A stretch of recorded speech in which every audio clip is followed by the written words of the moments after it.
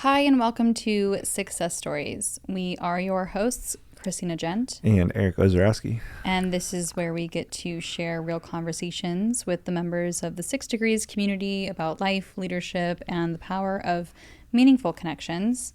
On today's episode, we have Haley Kopp, who is a partner and corporate attorney at Yohannan Law. Haley described herself as an empathetic person, and we get into how that awareness impacted her career journey and the jump she made into the legal world from being an engineer. We talk about all the learning and lessons that come with being a business owner and the unique path to how she found her business partners.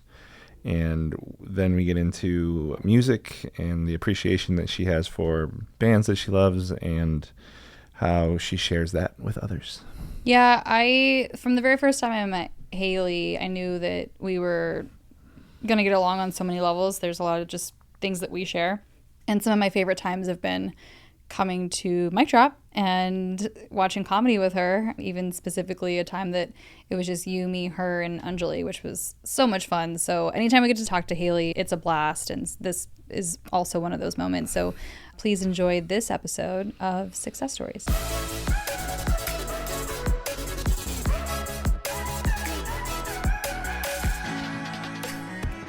Did you already go to the concert, or was that still coming out? You did. I did. Oh my God. How was it? So fun. That man is incredible. So I did Paul McCartney concert. Yeah, I remember. Yeah. So we went up to Palm Springs, which was really fun. I haven't been there in a minute. Stayed at it was basically like an RV park, but they had built cabins there it was like a 3-bedroom, 2-bath cabin. Oh, wow. So it was like a house. Yeah. And they're like $100 for the night. I'm like, okay. What?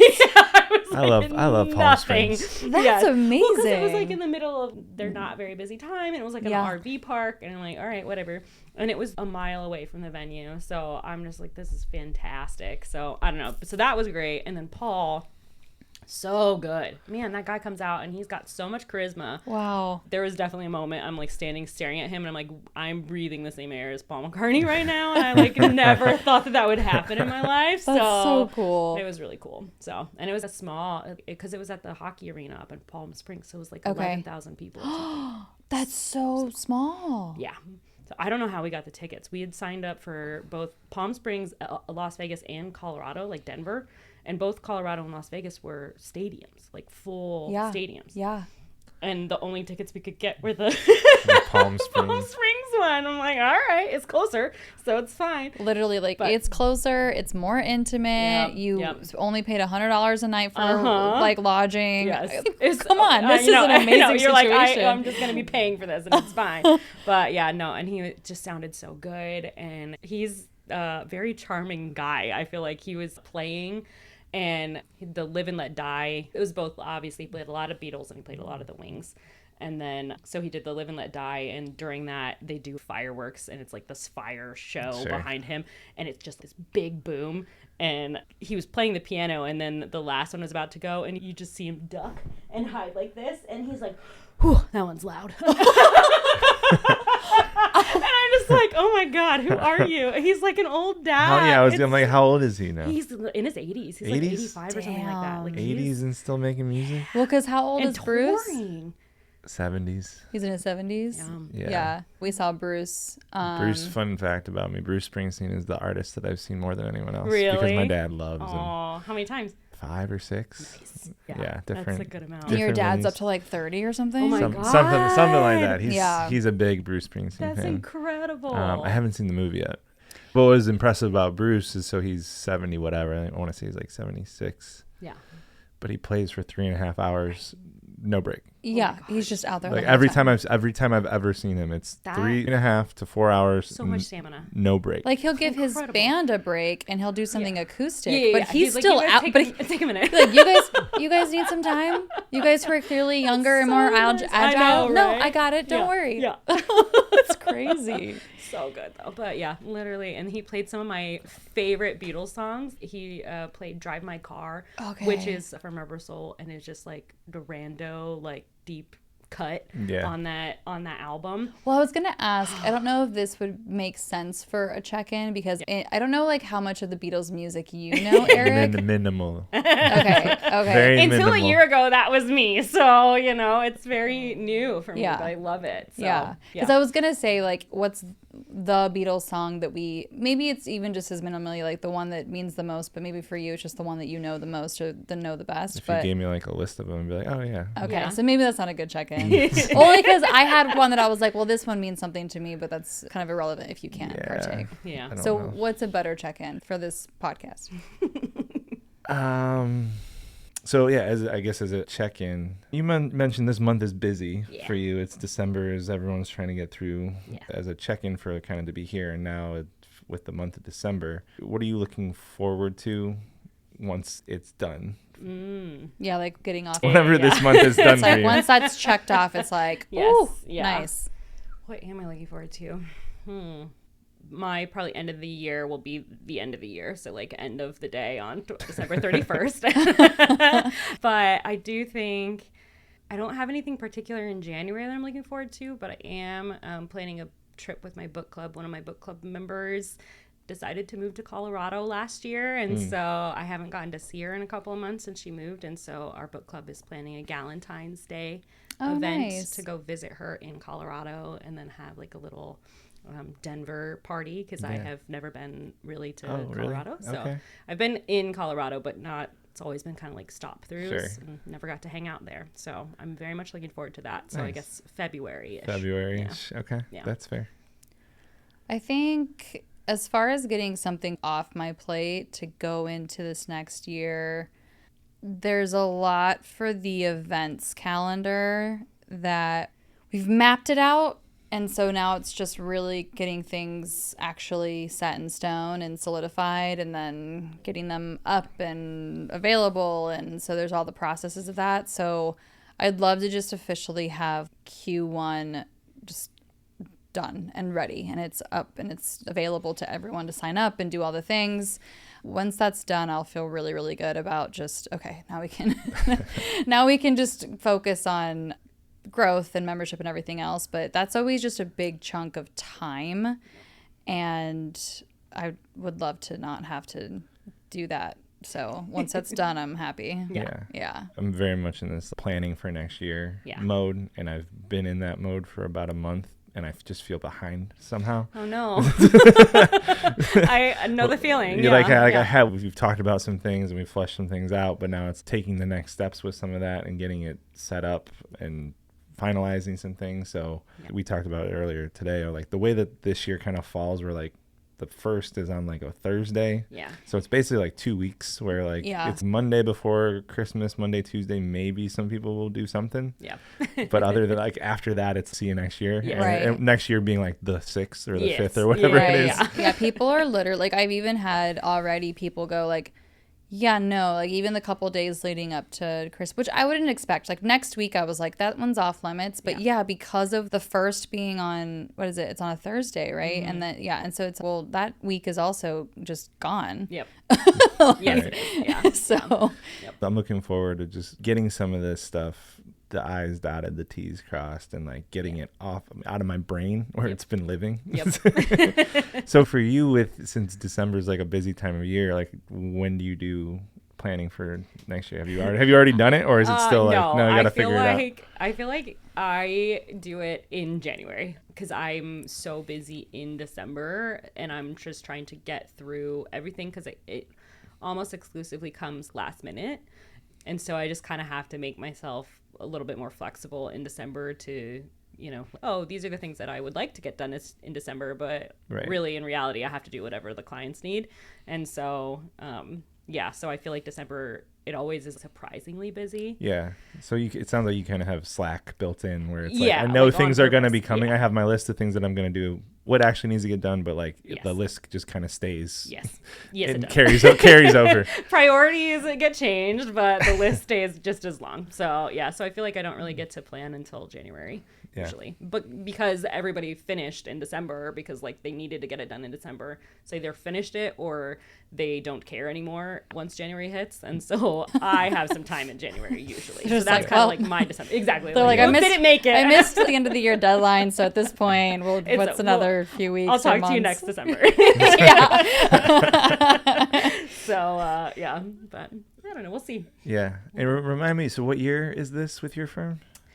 I've officially in October was 1 year as partner at this firm. 1 year as partner. And then I had been working with my partner Adam, who had a solo firm for about 1.5 years before I joined. Okay. And then I worked with him for about 6 months or so as like a consultant.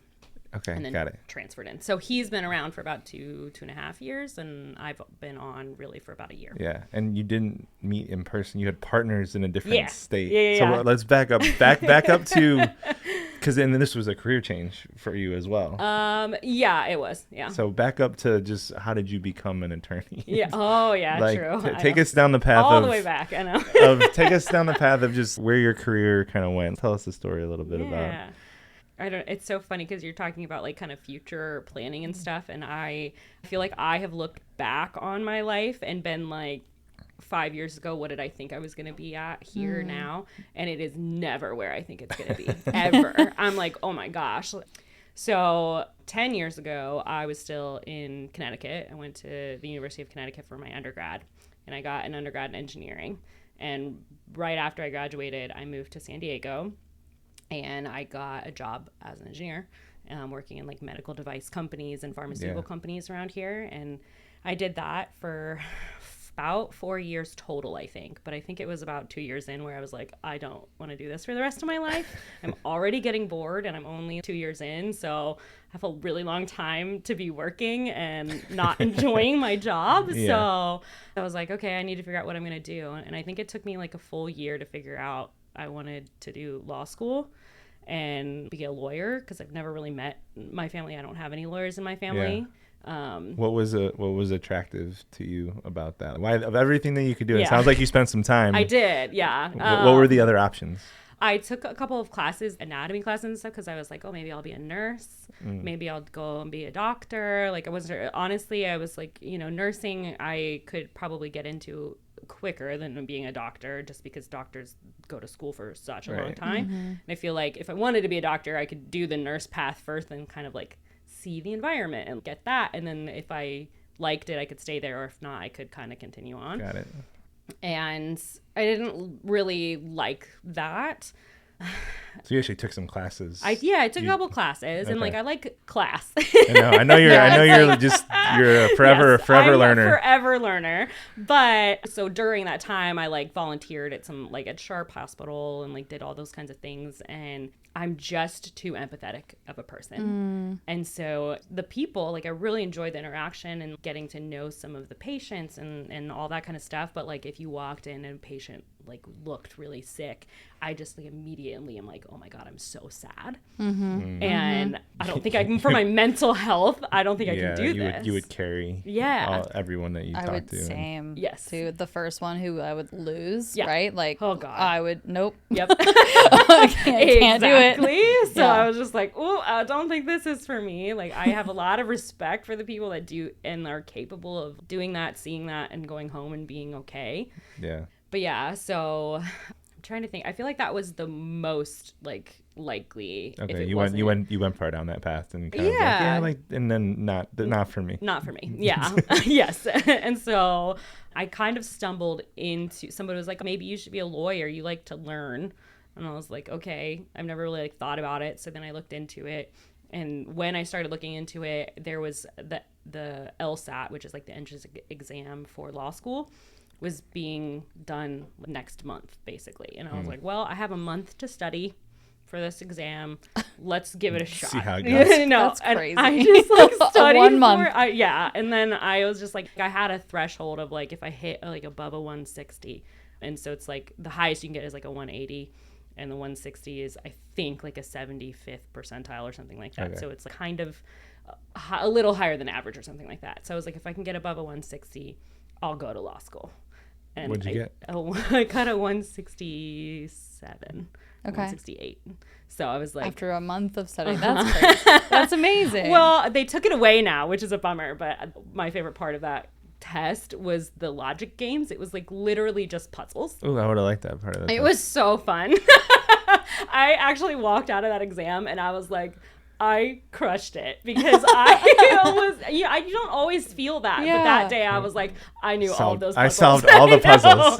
So, Well, especially as an engineer, Yeah, like yeah, if yeah. that's if your background's engineering, like that's Right, literally all right. engineering Yeah, is solving puzzles. puzzles, yes. solving problems. So I decided, I was like, all right, well, I hit my mark, and USD here, the University of San Diego, has a part-time program for law students at night, so I could keep my engineering job. So I was full-time as an engineer while I was doing part-time school, because I'm pretty risk averse. So I'm like, I can't actually like leave my job that pays my bills to go to law school and like not have any idea whether or not this is what I want to do. Kind of counter to the medical part. Mm-hmm. Medical part, I'm going to take some classes. I'm going to explore it. Like, there's a test next month. Let me study. You didn't really dabble or kind of go into that field at all to see if you would like it. You just like, I got the score that I hoped I would get. So let me just go to law school. Yeah. Well, I feel like it was because a paralegal is like a career. Yeah. A legal assistant is like a career thing. Like, you know what I mean? So it's not I can't just volunteer at a law firm or do those kinds of things. Like I have to be like a part-time person. Sure. Whereas the hospital stuff, they need volunteers. Sure. You can visit and do those kinds of things. But most of the time, law clerks, if you're not getting paid to be in a law firm, you have to be in school. Like it's an internship kind of a thing. Right. So I got into law school. I think I knew immediately that I'm like, oh my gosh, I have no idea what I'm doing. So there's so much to learn. And it's using a completely different side of my brain than the engineering stuff. The problem solving is there. The logic kind of is there. But it's very like political and like the communications and writing. I haven't written a paper in probably 10 years at this point. When I started law school, I was like, oh my God, we had to take a grammar class in law school. And I was like, I forgot all these rules, because who remembers grammar rules after grade school? I don't know. I before E except after C is like that's the one. Except when it's not. Except for when it's not. Yes. English doesn't make sense. Exactly. And then like, where do you put a semicolon, and what's, when's Wherever I want. Yeah, exactly. Yes. I don't know if you have this, but with AI, it always adds extra commas. I'm like, we don't need that comma. Yep. I'm Wait, constantly. why are they doing that there? So it's like trying to help your grammar, and you're like, no, I'm good. No, Yeah, that's I'm like, that's not how I do it. Yep. It's always if for there's you. three things. It's if I was like, it's Christina, Haley, and Eric. It always wants a second comma before the and. And I'm like, You're an that Oxford one's- comma hater. Yeah, no, Yeah. that one I also agree with you is unnecessary. I'm like, we don't need that one. Oh, the lawyer in the room highly disagrees with that one. Yeah? That's You okay. need that comma? Yes, I do. But, you know. I make up my own Yes. Right. stuff at this point. Right now I'm reading Pride and Prejudice, and there's M dashes like crazy. And you're like, And hey, I I'm- wrote this. I know. I'm literally like, wait a second. Yes. Is this AI? No, I'm Yep. just kidding.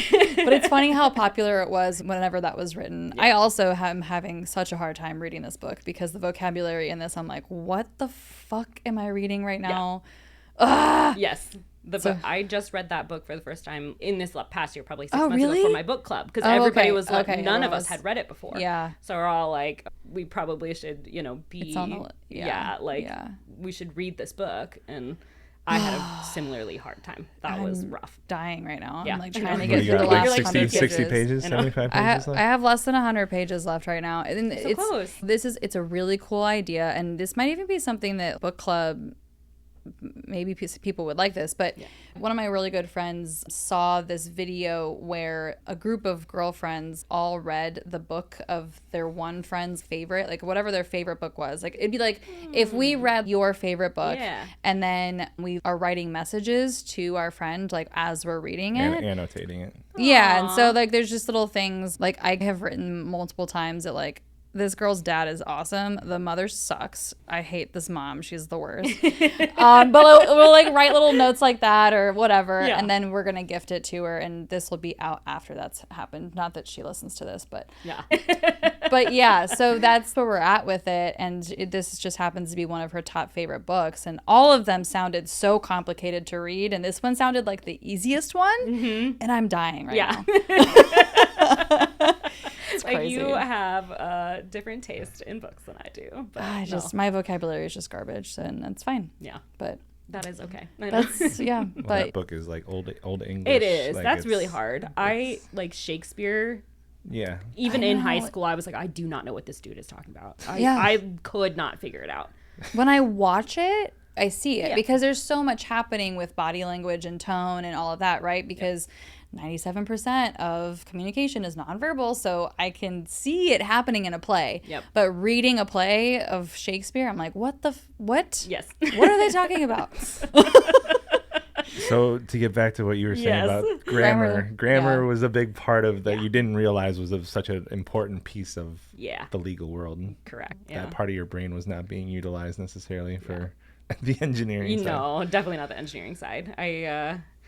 So I was having a fun time and I was feeling challenged for the first time in a while. And so then I, was trying to figure out what I wanted to do. And thankfully from my like nursing debacle, I was like, well, I'm not going to be a criminal lawyer because that's going to be the same Yeah. situation. I do not want to be involved in the kind of law that is life or death for people. Sure. Don't want to do family law because that's their children, their livelihood, their You want to strip the emotion out of yes, it as much as you yes, can. as much as I can, because it's everybody. It's personal to people when they call lawyers, but there's levels. For sure. And I was like, that's too much. Yeah. So, but I still want to help people, and I still want to help people solve their problems because I'm good at that.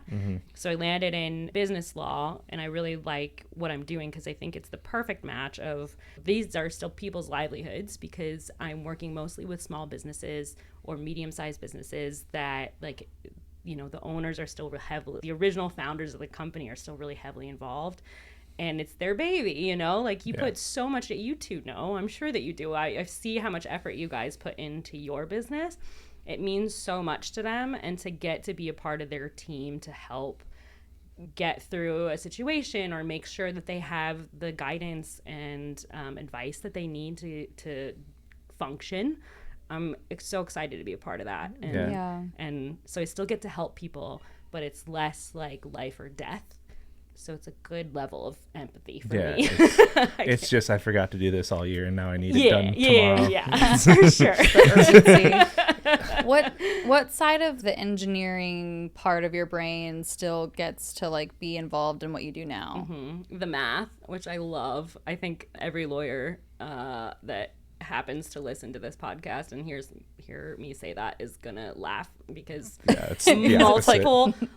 multiple times in law school they're like, I know that lawyers always go to law school because they don't want to do math, but I promise you can add 10,000 to 10,000, you're gonna be fine. So like it's like really, I love math, and so business law, there's a lot of like the ownership percentages. You have to know who owns what when you're selling your company, who's getting the dollars based on who owns the company, who do you have to pay, how much do you have to pay them, and like you have to subtract this out of here, and it's all like the basic math, but I still get to do it and I love it. Yeah. And like an Excel sheet, like I could live inside an Excel sheet all day. So it's That's awesome. It's a good time. So yeah, I enjoy that. I feel like that's the most engineering stuff I do. So. Yeah. And then so it sounds like the emotional side of it, you wanted to stay away from that part, and because just you would carry it home. And so why'd you land on the transactional business law type? Were there other options? Did you explore other paths? Because what we've learned about the legal world is like it's so niche, and it's like you can just specialize in this one thing and make a whole life and career out of it. Yes. So. Which hopefully is what I'm doing now. But I got to explore a little bit during internships and like law clerk positions. It's been mostly in business or like, so I had a business litigation internship that was enjoyable, but the litigation aspect, so that's litigation versus transactional. The litigation people go to court, and the transactional people are mostly doing like contracts. Right. And that's my side. Litigation stuff is like court settlements, discovery, all of that kind of stuff. And that process takes so long. You have no control over it. And so your clients are calling you every week and they're like, what's going on? And you're like, the court still hasn't made any decisions. Like, we're just waiting on the court. There's nothing we can do. And like, that person is waiting on something that could be life-changing to them, and like in terms of dollars, right? Both ways. They could be either getting a lot of money or they could be paying somebody a lot of money. Sure. And so this thing is just waiting for years sometimes. And I'm like, I can't do that. Like, I want things to be done, you know? Like, I don't want to have to sit around and wait for that long. And it sounds like even on the litigation side, like you said, someone could have to be paying a bunch of money. So there is this negativity that still falls into that. Whereas I would guess that most of what you get to do is more on the positive side. It's more on the lights. It's like you said, you're experiencing people in the thing that they care about so much. It's their baby, it's their passion. Yep. And so many of these other like niches in law, there's going to be a pretty significant dark side to it, or just heavier side to it. If I'm a very emotional or empathetic type of person, which I agree with. I also share that with you is, it's really, I literally will start crying at nothing. So Same. so I can see where even something that's still business, but litigation has such a spin on it. Yeah. And it makes the clients harder to deal with from my perspective, because I feel bad because I can't do anything. Like, I have no control over what's going on. I can't solve a problem for you because the problem is just that the courts take as long as the courts want to take. Right? There's nothing you can do about that. And I'm just a problem solver at heart. And so, like, to sit there and just be like, well, there is literally no way to solve this problem, like, other than waiting. That just, my brain. Or not do it. Just don't do that. Yeah, exactly. Yes. Just don't do litigation. Yeah. That's the solution to that problem. So it just makes me feel guilty. And then it's something that means a lot to them. And they're usually, when you're litigating people, you're usually unhappy in some capacity with that other person, right? Like they breached some sort of contract. They were one of your best friends that you started a company with, and now you don't talk to them anymore. There's always some sort of like conflict. Yeah. And so having to like talk them down and kind of get through the emotional stuff in order to get to the business side of the law is really difficult. And I'm not great at that. Do you have some like solid partner, or do your current partners, granted I guess different, you're there in different states, but do you have some like solid people here that you'll hand them off to for the litigation side? Yeah, for sure. And I think that's the best part about the legal field that I've been seeing a lot this year, because this is kind of my first year being a partner and like having the responsibility of bringing in clients, is just how open to everything the legal field is, and how, you know, I can refer it to litigation people that they love that stuff. They are so excited to have those conversations. And I'm like, great. And then here you go. Great. Here you go. Here you go. I know. It's been very interesting getting to meet those people this year. And I definitely have plenty of litigation friends that want to do those things. Yeah, that's so nice. It's good to have those resources. So tell us a little bit about, so I learned this and it blew my mind that, so you're a partner at your firm, but you had not personally met the two other, it's two partners. They're both out of state. Are they in the same state? Or are they? No, they're not. So one's New York, one's Colorado. Correct. Yes. Good job. I know. Yes. So the founding partner is Adam. He's out of New York. And I started working with him because he had posted, he had his firm as a solo firm, and he was getting to the point where he needed additional help, but not enough to hire a person, right? He's just like, I need somebody to offload things to, but I don't have enough work to justify paying a full employee yet. And so I had just gotten laid off like a week before, and so I had just been starting to look for jobs, and I was like, you know what, it was the holidays, it was like November-ish, and so I was like, I'm probably not going to be able to get a job until January because everybody just goes away. And so I should just do some like freelance consulting for now while I'm still applying for regular jobs.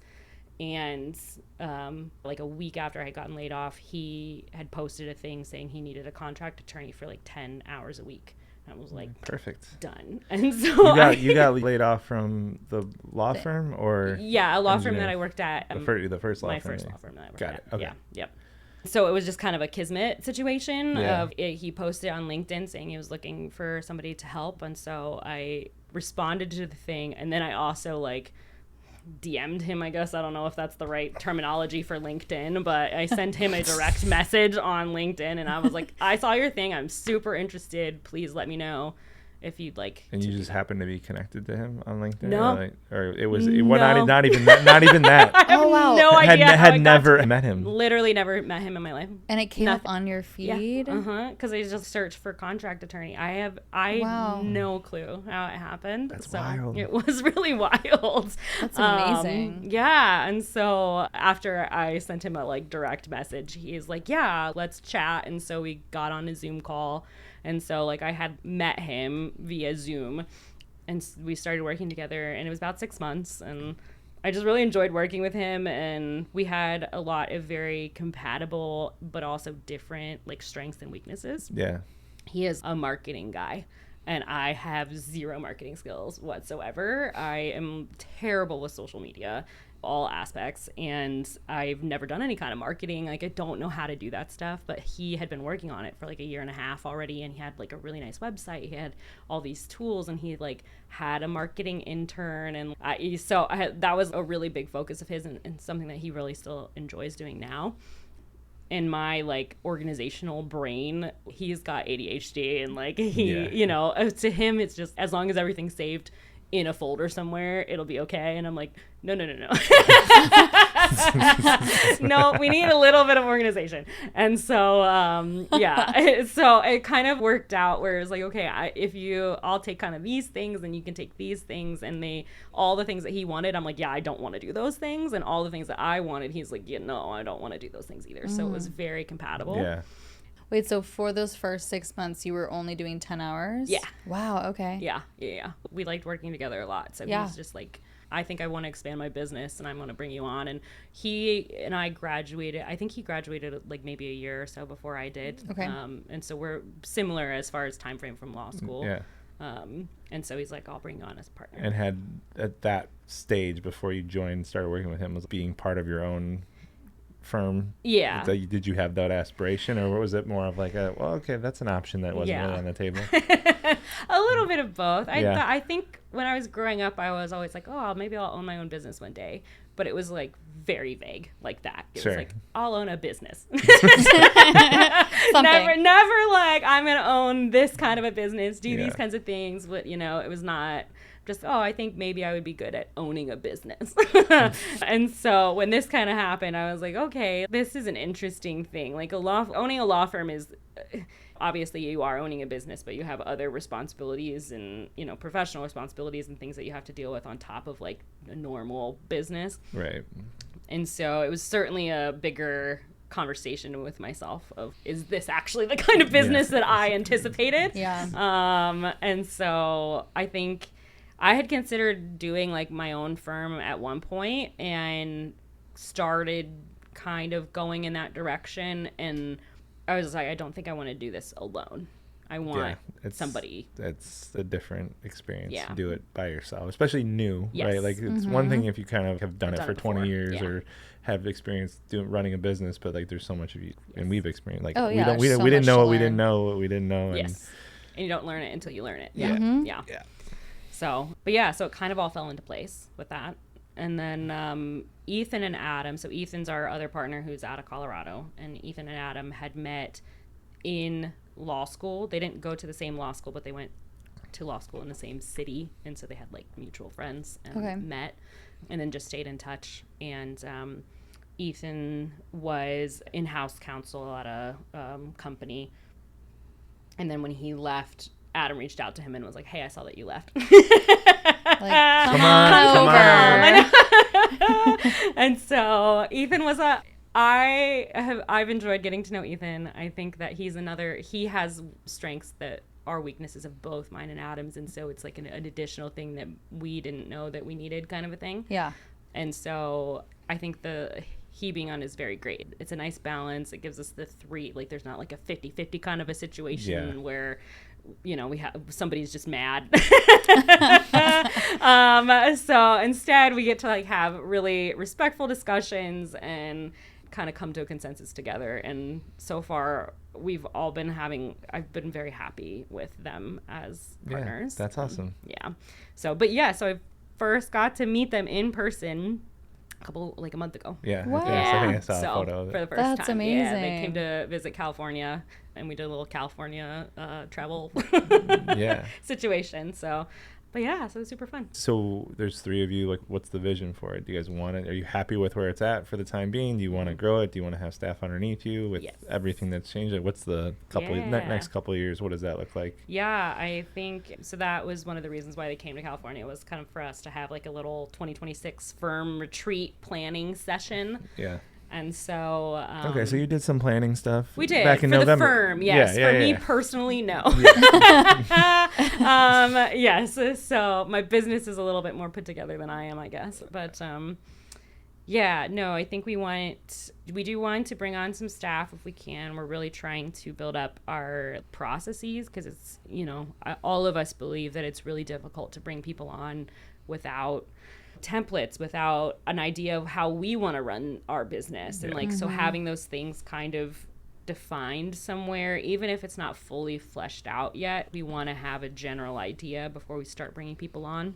And so we've been working through those for the past 6 or 7 months. Is there any blueprints that you're using, or is it more of just your experience of each of your experiences? Yeah. So blueprints in the concept of, we'll kind of maybe start with some templates or something, but a lot of it is just like searching the internet for examples and then literally walking through the examples step by step and being like, yeah, we like this. No, we don't like that. This is something I used to do at my old firm. Yeah. And then fudging with it a little bit.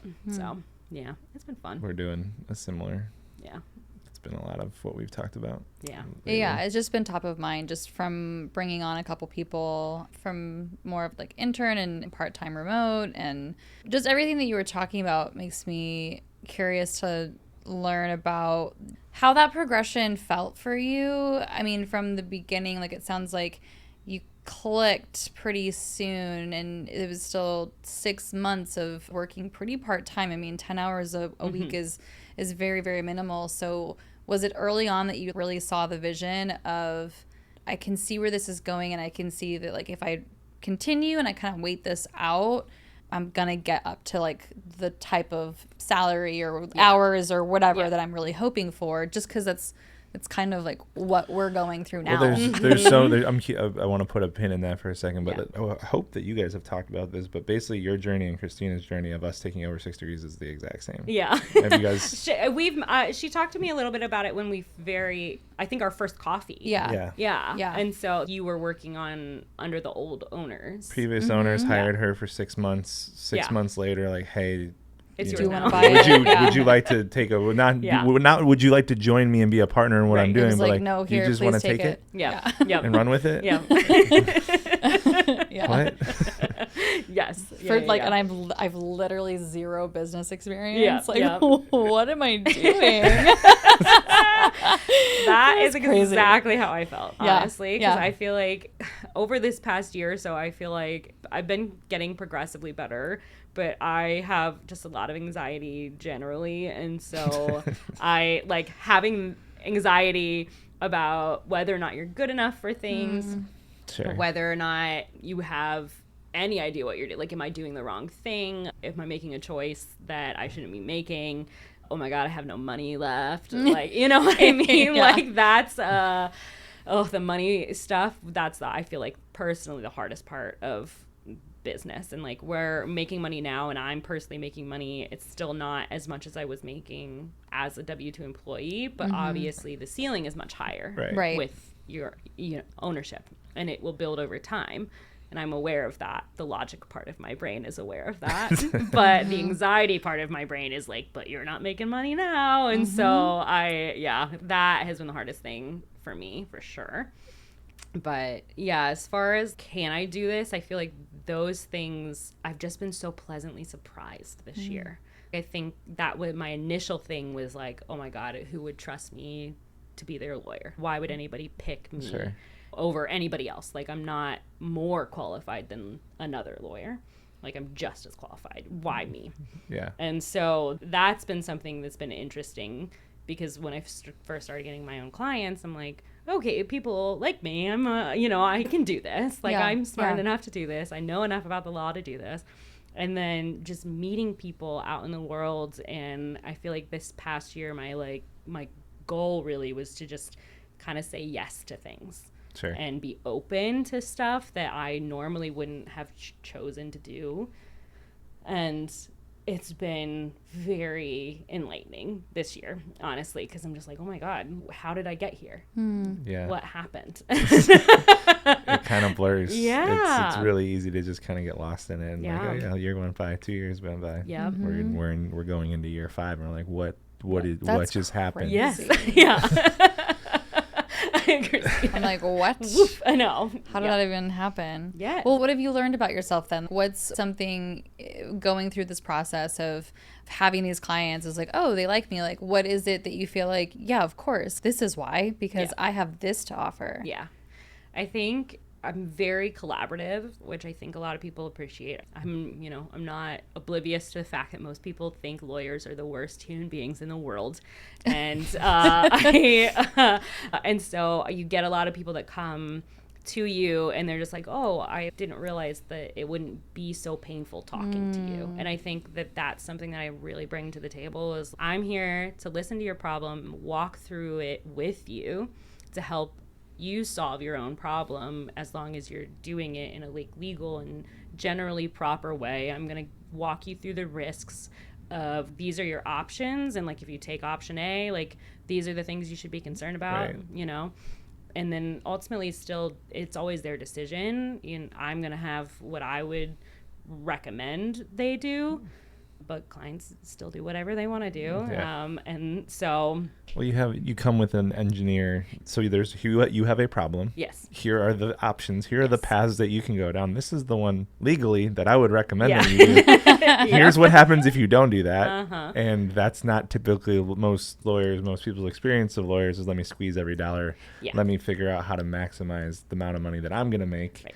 Which is counterintuitive to helping and solving problems. It is, right? Yeah. So, and that's what I want to do. And I think that that's kind of why being an owner in my business is so important to me, because when you're an associate and attorney working under somebody else, you are just making money for the attorney that you're working for. Right. Well, that's any job. That's any W-2 job is I'm making a small slice of the pie. For someone else, it's making a lot more money. Yeah. And what looks like, feels like doing a lot less work, even though that as a business owner, there's a lot more that goes into it. Yes. We've talked about this a lot, Christina, around. I have such a different appreciation for being a business owner. If you join our team now, it's like, well, you haven't seen the last 5 years of me struggling, not really paying myself, all the things. Right. And then you're complaining about what? Yeah. Yes. it literally has really changed my perspective on, I mean, even like these big conversations around there's no ethical billionaire and taxes and just these really big hot button topics. Yeah. And I have approached so many of those kinds of conversations with more curiosity and more understanding for what the business owner is doing and going through and what they're building and what they have built. And it's not as easy to make payroll as people freaking think that it is, and and I understand that like they're using these extreme examples like an Elon Musk, and then at the same time it's really interesting when people think that they just have all of this liquid, like cash, that they just have in a bank somewhere. Yeah. And it's, well, no, but how much of the percentage of their wealth is assets? Because it's a different, we're talking about different things here. Yep. But before we bought 6 Degrees, I had a completely different opinion because I was working for somebody, and I definitely sided with people who are kind of angry about all of this now. Yep. I'm like, oh, well, I get it. I've been on both sides now, and I Yes. can ask more questions and really just try and understand where the company and where the CEO or the C-suite is coming from versus just assuming that Yeah. they're an quote-unquote unethical billionaire. Yeah. What does that even mean? The curiosity, I think, is missing a lot of times in a lot of conversations, not just capitalism and billionaires and like that conversation. It's transparency too, Yep. right? If the companies were more transparent about Yes. who's making what, 100%. and the layoffs wasn't a tool, No, quote unquote tool. Yes. That wasn't a way to cut budgets and save money. Yep. It's like 70s, Yep. 80s mass layoffs. But to be able to justify that is like, well, I need to get my $250,000 bonus or my $1 million bonus, so we're going to let all these people go. Yep. That's an insane thing. And Right. people should rightfully be upset about Correct. stuff like 100%. that. 100%. That's a different, but the small business owner thing is a Yes. little bit different. It is. Right? Yeah. And that sounds like you've kind of gotten to Yeah. experience the ups and downs Yes. of that, especially as you've grown Yeah. your own, having to bring on clients now. Yep. Yeah. Because, up until, the practice that I'd had, even as an associate attorney, was still always working with mostly startups Yeah. that are, hoping to get VC funding and just generally small businesses. And so I was working as an associate attorney on those clients I was talking to them. And now those are my own personal clients too. And then on top of that, I am also a business owner, right? Mm-hmm. So it's I've been doing this from both perspectives. Right. And so it has been a very interesting change of perspective for sure. So super eye-opening. yes, it is. Yeah. Yeah. It's very different. Yeah. And there's a lot going on. I feel like even I applaud the two of you because, seeing the legal stuff, sure. There's also like the payroll things. That's not really it's legal in a sense of make sure you pay your people the proper amount of money. But like the process of payroll, never seen in my life, Sure. and doing that for the first time, I'm like, what is going on? And like, Yeah. And so like getting people involved, there's so many different buckets of being a business owner. And I think I'm lucky because I have the legal bucket. But for people that don't have the legal bucket and all they have is maybe they're like, oh, I've been a waitress or a bartender or a general manager of a restaurant for my whole life, so I can own a business now. And like all you know is what your employees do, and then you go into being a business owner. That is so brave. Like truly, I mean, there's so much going on behind the scenes that you don't have any idea about until you're responsible for. There's a lot of moving parts. Yes. There's a lot of departments that, whether they're departments or they're one Right. person Yes. that you don't really see until the one person takes off, and it's like, oh, you do the 17 other million things that aren't on your Yep. aren't in your job description. Yeah, Yes. I don't know if I would have known everything going into it, would I have said yes? Yeah. I don't know. I feel like part of my enthusiasm when starting this was it was kind of just this blind going into the business owner thing. I was like, yeah, we can do that. I did. I had this I can totally do that. Right. No problem. And then Eric is somebody who has had more experience in that than I have. And so I just there was a lot of trust there. Yeah. And then he also just really was like, no, but she's going to make sure that shit gets done and she's going to go do it and things are going to happen. So it just worked out for the team aspect that we have between us. But then Similar. I think just a kind of like a blindness that I went into it with that I was like, yeah, this sounds great. Let's go do it. Yeah. And Eric's like, oh gosh, what are we doing? Well, so similar to what you were saying, Haley, is we had some experience, didn't really know what we didn't, especially Christina. I was like, I think Christina would be real. I'm saying yes to you. Yeah. Mm-hmm. And I believe in Christina. Yeah. Because we complement each other in Right. similar ways, kind of like you and your partners. Yeah. Right. And so that's kind of what I was like. I think you were going to add some stuff. And then now we're like 4 years in. I was like, that's part of the puzzle. Yeah. And there's Yeah. all these other things that we actually kind of need Yep. Yep. that we've learned. Yeah. And we're still here. We're still have chips on the table. Yeah. So. Yeah. No.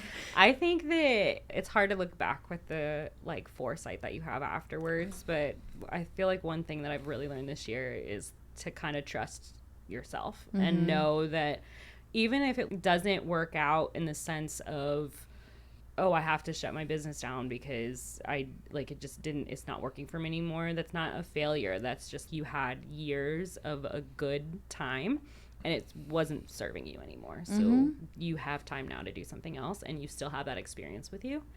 100%. Yeah, I feel like I'm getting that from my startup clients who are like just serial entrepreneurs who are like, well, that didn't work. That one didn't work. Let's go on. What's the next one? Yeah. Let's move on to this next one. I can't do it that quickly, but I really appreciate the concept of like,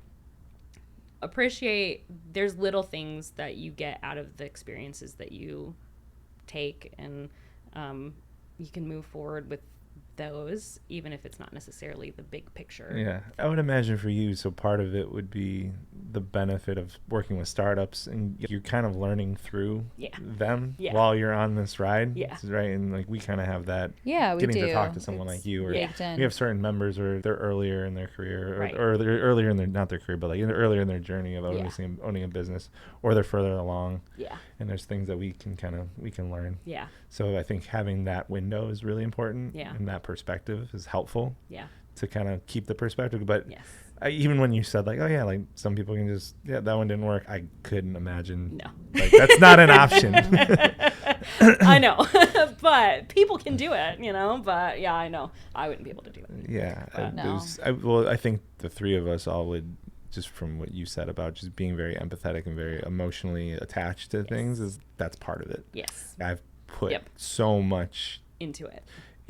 Not even like that I couldn't walk away from it, but it was like I wouldn't like how that would feel. Right. If tomorrow we're like, yeah, we're done. Yeah. We tried. Yeah. It's not working anymore. There's too much of me in it and tied into it. It's like literally not an option. Like, you guys don't need to close your business. It's okay. No, I'm just literally like, I will run myself into the ground. Like I will do everything, and I'll give it at least 10 years before I'm like, all right, I did this for 10 years, and if it's still not working, like not that it's not working, but if Well, it's just interesting though, because I'm sure over the course of the last 4 years, like someone that is a serial entrepreneur would have looked at our books and looked at our financials and been like, yeah, no. Yeah. They would have. Well, because everybody has different thresholds. Yeah, thresholds, goals. Like what your guys' goal is. Especially like serial entrepreneurs. It's if you're not really making money to them, it's not worth it. Right. Mm-hmm. But there are other things that you guys are getting out of your business that's more than just making money. Right. Like obviously you need to make money because it's your I livelihood. would love to make money. Like, right. I know. I want to be very clear. I like money. I like money. I like money. I know. But at the same time, I feel you. And I appreciate that though, because I've described it as, by any other metric of then how much I'm paying myself, right, this is massively successful. 100%. Right. But like the crazy thing when I'm like, I want to make money, and it's like I want the business to make money, it's literally because I'm like, because I want to hire somebody, and it's because I want to provide, and I want to, that's where my brain goes. Yeah. Of course, do I want to go on fun trips and do cool shit? Like, yeah, because who doesn't want to do that? Yeah. But that'd be nice. Yeah, it'd be nice. It'd be nice. And that's part of just making it and prioritizing it and making it happen. But like, it's just where my mind goes when the conversation of money comes up. It's, I want to make more money so that we can do more cool shit for our members and to grow our team and to have a bigger impact. And it's okay if people want to make money for other things too. Like, it's okay if someone's like, I want to make a bunch of money because I want to buy yacht, and I'm like, cool, that's awesome. Go do that. That's so cool. I don't want to buy a yacht, but that's not who I am. Yep. Well, I had something recently, so we had our holiday party, and I know you couldn't make it, and I don't want to rub it in. It looks so good. I was so devastated. It took me, I was like, is there any way that I can come back Thursday afternoon? So I tried so hard. I was sweet. So sad. November 6th, this next year, great. 2026. Put it on your calendar. I will be there. I cannot do anything. Thank you. Pencil it in. But I had a realization from like when we did this holiday party, it was a little bit bigger than what we've done, and we worked with a lot of local vendors and stuff. And like I got a lot of joy out of like paying people. Yeah. Mm-hmm. It's like, this is fucking cool. Like I'm supporting people that we want to be able to support. Yes. And that was motivating for me in terms of like, well, the more money, it's just the idea, like the more money I have is like the more good I can do. Yeah. And the more I can deepen relationships and do that with people that I consider friends. Yeah. But there were so many people that we kind of worked with on that. I was like, oh, like I'm happy to write this check. Yeah. Yeah. Like, Hell yeah. How much are we paying you? Hell Yes, yeah. You raised your prices. Good. Yeah. Good for you. I know. That's so funny. Yeah. Oh, I love that. Yeah, there's so much opportunity, I think, with owning your own business. And with that can come a lot of like, you have no idea what you're doing, but then there's also, it's just an opportunity to learn more things. And Yeah, which is perfect for you. It is. You signed up really is. for forever learning. Yes, I did. So, That's true. It's fine. I want to get into the why behind. So we started this conversation around music and the Beatles, and what was the launch for you to dive back into all of their music? You said a year and a half ago? Yeah, probably. I think so. Yeah. Yeah. So what was the why behind just that specific band and everything? Yeah. And then talk about what you did with it, because earlier you said that you're not good at marketing, and I was like, the social media, the whole thing that you did about the Beatles and tying that to business, I thought was fucking awesome. Oh, that's so sweet. Yeah. Thank you. Yeah. Oh my gosh. I was like, ooh, I want to to read this. Yeah. Oh, that makes me really happy, honestly, because I feel like I just have no consistency on social media. And It's so hard. It's really, I don't know. I forget that it exists sometimes. That's like probably a it good really thing. is. I don't have any personal social media, so I have LinkedIn, and that is it. You like cannot find me anywhere else on the internet because I just am not. That's so nice. I feel like when Facebook started becoming really not the best, and I think I left Facebook like 2018 or something like that. Yeah, like a very long time ago. And I was just like, no, I can't do this anymore. And so I forget that like people post things every day, like constantly, and I'm like, oh, I haven't looked at LinkedIn in like 2 months. Probably should open it. And so Adam was always like, you should be posting at least once or twice a week. I'm like, I barely remember that this exists. And so I'm trying very hard to. I joined you in it. I'm not. Yeah. I had my own digital marketing agency like early days before Instagram. But like Facebook and Twitter, that was it. I burnt out. Yeah. And since then, I only know how to do it one way, and it's very much social and engaging and all in. Yes. And I did it for 3 years, and since then, I don't want that. Don't want to do it. Anytime I start doing a little bit, like even on like LinkedIn, I'm like checking it. I'm like, why do I care? Yeah. How many notifications I have? Like it's so good to like see other people's things and to watch people that I've seen since college. Like I'll give a little bit of a shout out to my faculty advisor for my undergrad. So like my engineering faculty advisor, his name is Dr. Berkey. He wrote my law school recommendation letter because I needed somebody from academics, and I was like, I haven't been in school for 5 years, so I don't really know who to talk to. And so I reached out to him, but I got to see him a year or two ago in San Diego because he came for a conference, and he was talking to me about his son, who is just now deciding where to go to college. And I saw the other day that his son decided that he was going to go to UConn. And nice. And he put it up on LinkedIn, and I was like, oh, it's so nice to like see that and like watch people's lives a little bit that I don't get to see every day. And so that aspect is really cool. But I don't know. There's a lot of stuff you have to scroll to get to that. You know? Yeah. There's a lot of noise. Well, it's just designed. It's designed to create more content. It's designed to be sticky and to get my attention, to stay on it, and like all of those things I hate. Yeah, exactly. Yes. Instagram is the same thing where these aren't even my friends posting anymore, Right. which is what it was in the beginning. Right. Right. And LinkedIn's kind of similar. It's like, very similar. It's better. I'm LinkedIn like, is I've probably never seen these people. I don't know who these people are. But it got you not a job, but it got you a partnership. Yeah. So I know. So it's like sometimes it works out, but it's all just kind of like how you got on there. But anyways, we were talking about music. Yeah. So yes. So what really sparked that? So music has just been a huge part of my life for forever. I really love singing and like just general like music, pop music. And obviously in my middle school days, I had my like punk pop era. Hell yeah. So one of my bands that I've seen 5 times is Green Day. Green Day? Nice. Oh my God, I can't even tell you. I basically every time they showed up, I was like, I have to go see them, because in middle school, I was convinced that they would stop playing together by the time I was old enough to watch them. Here we are. So they're still together, and they're still great. I know. That's awesome. But yeah, so more like just popular music generally. I'm a lyrics person, and so just hearing different versions of how a moment in time is captured in music, I think is just a really special thing. And, you know, obviously the Beatles are a huge, huge influence on pretty much every artist that exists in some way.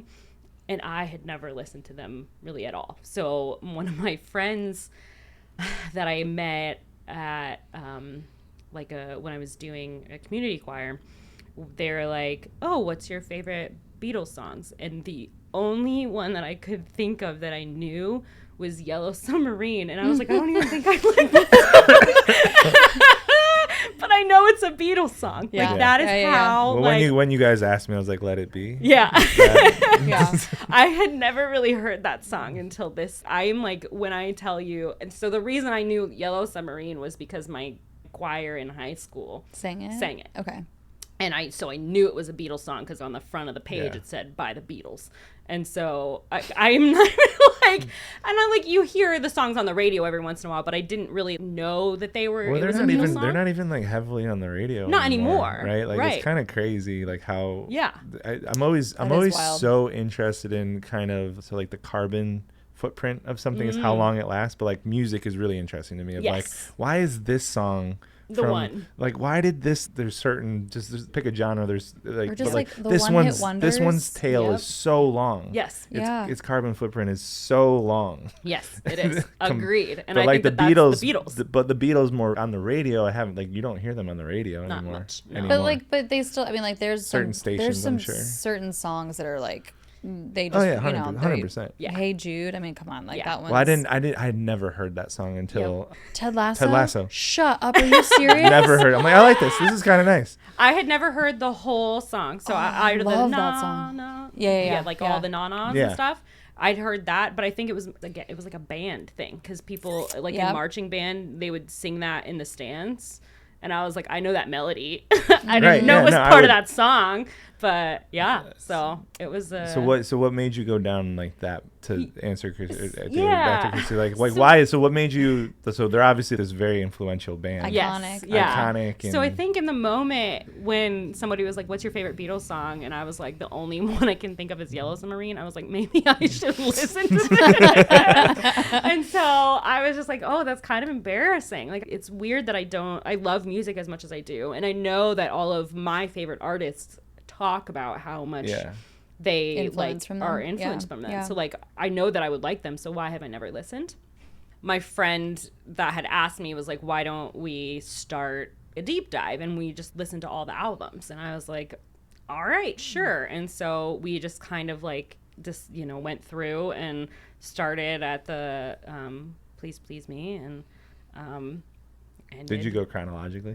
Chronologically, Yeah. and including the singles. So there's, I think 12 Beatles albums, but then there's in between each of the albums is like a 2 to 4 songs, like singles. Like a little EP kind of thing. Yeah, but so half of them are like, that's where some of the really, really big songs are Sure. from. Oh, really? Yeah, like Penny Lane, I think, yeah. and Strawberry Fields Ooh. were never on an album. Okay. They were a single. And then there's a bunch that are like that as well. So I thought that was fascinating because I'm like, oh, this didn't even make it to an album. Yeah, I was and cutting room floor and still so good. Well, that's interesting too, because I wonder if it was like that was before someone had the idea of, oh, well, if I release a single or an EP, I can just add it to whatever the next album is. Yeah. Right? Because that's what people do now. They'll still release a single, but Right. then whatever the next album is, a lot of times that single will just be on the album. Yeah. Right. I'm sure it was harder to make a record and make CDs and do things. Yeah. Right. I think Where Right. I'm Yeah. physically Yeah, adding physically, things. Like yeah. now that's its own thing. Yes. Right. Yeah. Yeah.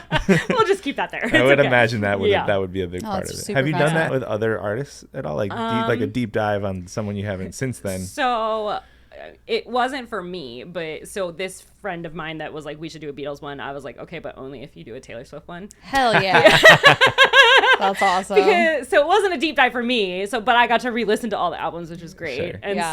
so that was really fascinating too. So we did both. Did you go to the Eras tour? I did. You did. Yeah. How was your? Where did you- what how city was- did you go to? How was your experience? LA. In LA? at SoFi, Okay. Yeah. Incredible. I mean, it was just super. The reason why I got tickets to the whole, the Ticketmaster fiasco that happened there, Yeah.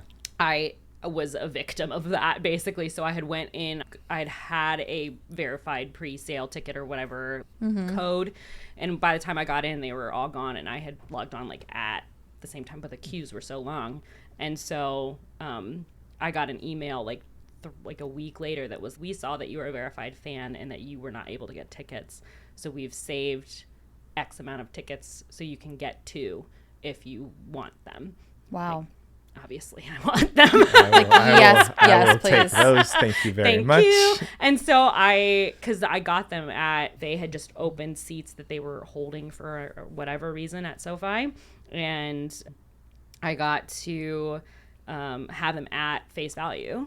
Because that's they were amazing. Yeah, and so I didn't have to do. Do you mind me like, asking what face value was? Well, so we were in pretty nice seats. I feel like we weren't on the ground, but we were in the next level after that. Okay. And I think they were like $270 or something like that A piece. Yeah. Okay. And I was just curious because relative to what those went for. yeah. Oh yeah, like the resale value. It of was that. insane. It's insane. Yeah. So I was like, I'd pay $270 to go see Taylor Swift. Oh, She's yeah, my favorite artist. So I mean, I can't especially say no to that. But. It wasn't even about that. It's literally a 3+ hour show. Like the entire experience. Yeah. People have paid more for way less of a time period. You know what I'm saying? And that in and of itself, I'm like, yeah, that's worth that money. Yeah, for sure. And it was an experience. It's just like I have my 5 friendship bracelets that were just given to me like by random people in my little on my bookshelf at home. And oh, nice. Yeah, so it was a very fun experience. But yeah, so I got to re-experience, because he had never listened to Taylor Swift ever. So At all? No. Oh, wow. So it was so very it was similar. apples to apples. Of Exactly. Is, like, so how have you never heard the Beatles? Let's go through it together. Right. And then I was like, you've never heard a Taylor Swift song. And when we went through everything, the only thing he'd ever heard was like Blank Space and Style, which are 2 of her most popular songs. Sure. So Yeah. it was like there's very few. Like, that are always playing at the mall even to today. Right. Like, you know what I mean? Off, Like they were like, just constantly playing. Yeah. And so, but those were the only 2 that he had ever heard. And so it was really fascinating to get to watch him experience something for the first time. And I'm sure it was like a similar thing for me, because I'm talking about like, I'm going through these things. And the first Beatles album, I just fell in love with it, because it's a very like poppy doo-wop end of the 1950s era thing, but not. I don't really know how to explain it, but it was very like, I don't know. And the harmonies they had were great, and I was just like, oh man, I'm gonna have a great time doing this. And so I think that their first album is still one of my favorite albums. Okay. After going through all of them, I think I'm more skewed to their earlier stuff than their later stuff. I think their later stuff, they got way more experimental, which if you were in the moment, I think would have hit harder, because it was like so different. Well, because I don't know if I like read this somewhere or saw a video somewhere. I was actually really curious. I was going to ask if you noticed a significant shift in one of the albums and and during the time, because I heard something that another musician, and I'm blanking on who it was, talked to one of the Beatles and was like, you guys have so much influence that I hope you know that you can be using your work and your music and the lyrics to your songs. It was Bob Dylan. Oh, okay. So like, it was there was Bob like Dylan? a story like Bob Dylan shared a ride in a taxi cab with one of them. Oh, cool. And he kind of was like, he was like, you guys have the platform. Yeah. I have the lyrics. Yeah. But you guys have the platform you can actually say stuff that matters. Yeah. Yeah. Because some other early stuff was very like wishy-washy. Just that's not really words. Well, it was very it was like it was catchy, right? Yeah, it's a pop song. Right, pop song, right? About love and I want to hold your hand and and things like that. So so I was just I'm pretty sure, I'm almost like 99% sure that's who it was Bob Dylan. Okay. And which was I was sitting with, have you listened, like as someone that likes lyrics, have you gone down the Bob Dylan? I have not. Deep dive. Yes, so that's kind of that would be a good. He's on my list of like. My friend and I have just decided that we're doing another deep dive soon, like another after version. December. Another version. Awesome. So we haven't picked one when yet, you but did Bob it, Dylan is on the list. When you did it, was it just like an afternoon type? Did you do it all at once, no, or like you no, split them? Because obviously 12 albums is a lot. Basically, we did one a week. So like one, and so we would just listen to one album over and over again that week, and it was longer than 12 weeks because there was a lot of it's a lot to digest, especially for me because I'm a lyrics person. Yeah. And so it was like a lot of words being thrown at me. And even though I was enjoying myself, like a couple of weeks in, so like a couple of albums, I would listen to it once and then I like wouldn't listen to it again for another 2 weeks or something like that. So it like ended up taking longer than 12 weeks. But the goal was we're only listening to one album at a time, which is what we did. But yeah, the first couple we did, it was literally like 1, 2, 3. And then I was like, all right, I need to slow down because this is a lot happening. My brain's about to explode. Yes, please, exactly. Let's chill. Let me digest. Yes. Did you see the documentary? About the Beatles? The last album that they recorded together. Oh my Apple, God, was it that's Apple? so I haven't cool. seen it, but so it's them it's them based. It's like creative process. An insane creative process. Yeah. I love I haven't it. seen it, but anyone that tells me like, oh, you're a Beatles fan, I'm like, have you seen this thing? Yeah. Because I've heard. It's Is it Apple? What's it on? No, it's on Disney, I think. Is it Disney? Yeah. Okay. So their recording studio is Apple. So Okay. that's Oh. yeah. That's it. probably where you're getting that from. Got it. But Okay. That's funny. yeah, it's on Disney Plus, and it's so interesting because it's like they recorded the last album before the actual last album. So their last album really was chronologically Abbey Road was the one that came out last, but they recorded Abbey Road before chronologically they made Let It Be before Abbey Road, but Abbey Road got released to the public before Let It Be. Got it. Oh, wow. So they were basically sitting on 2 albums and then just released one before And the which other. one is that documentary about them making Let It Be? Let It Be. Yeah. Okay. Yeah. And it was so cool. It was just to watch them, and it was really interesting because it was my first time really getting the whole, it's weird to watch history happen knowing what you know now, right? Like, because obviously everybody in there like hates Yoko Ono, and like I don't know how people actually felt about her in the time, but that's the legend, right? It was like Ono broke up the Beatles. She was in the documentary like very heavily because they were John and her were together at that time, and so she was there, and it was like watching her be there, I was like, this is so weird because it's a show about the Beatles, and it's like a documentary about the Beatles, and there's Yoko Ono. Like, it was just really odd to see, knowing what happened after this documentary was filmed. And so that's just so, I feel like that's kind of, I don't know if you guys watch a lot of documentaries, but I love documentaries. The Nexium one, have you guys heard? It's like it's a cult one where people got into a cult and then ultimately ended up with like the cult leader was arrested and charged for like sex related things, and like people below him that were like, they branded themselves like with irons. Oh gosh. Like actual like just awful. But one of the members, so this just happened like 6 or 7 years ago, not a very long time ago, but one of the members of that group was a filmmaker. So they made a documentary and they used all of his film from the time that he was like actually in the cult. Wow. You're sitting there and you're like, this happened like 10 years ago. We have HD film of it happening. Yeah, that's wild. You talk about, the cults of old days, the bands of old days, and it's like you just hear about what happened and you like kind of picture it in your mind, but like you don't see it. Yeah, you can actually see it. So weird to actually like see it happening, and that's how I felt with the Beatles documentary. Yeah, it was very like, I've heard that just the creative process of it, and like it's crazy. Yeah, specifically documentaries are always really interesting because there's an angle on them. Yeah, right. And I think it's important to remember that like someone former member of this cult is the one making that. Right. That's an important piece of detail to know while going in. It is. Like, and that's their perspective, and there's an angle. There's a truth to like even like the Diddy. The new, I don't know if you watched it. I've just started. I haven't watched it, like The Reckoning. Did you? No, I haven't watched it. The Reckoning. Yes. But like I've it's heard, made by 50 Cent, and 50 Cent does not like P. Diddy, has not liked him. He's been very vocal about it, and like I heard something about him releasing it on a specific channel just so that it could be played in prison.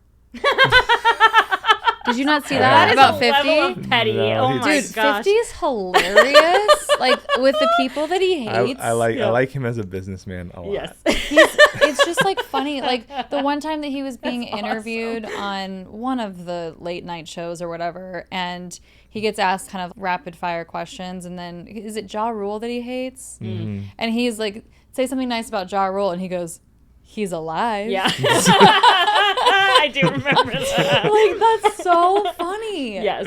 That's so funny. Like, when people have feuds like that, I'm like, all right, but What a life. what a life. Yeah.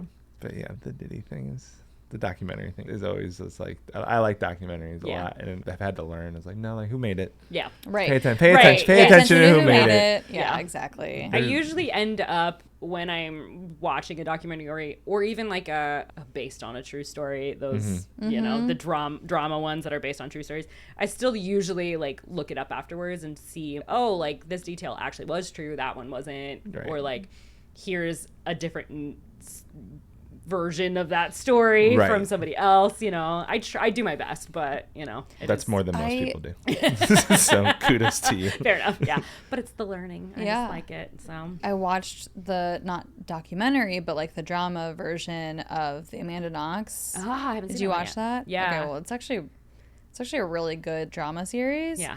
But honestly, and this is how much I literally haven't been paying attention to news Yeah. since forever. Yeah. Like, Eric and I have talked about that so much, and in a lot of conversations we're like, yeah, we don't really watch the news that much.